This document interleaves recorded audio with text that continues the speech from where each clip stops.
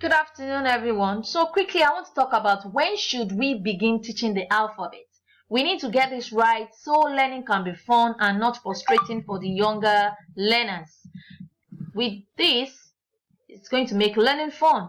Let little hands get strengthened by other activities. Wait until little minds have had ample time to hear different words and sound. What do we mean by this? Quickly, let them they must have developed their fine and gross motor skills, build their vocabularies, be able to pronounce words correctly. And with this, learning should be so much fun for teachers and the learners. In what order should we start?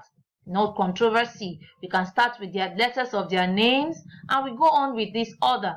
With this order, children will start making words quickly. The two-letter words, the CVC words, and so on. And learning will be fun for everyone. Thank you.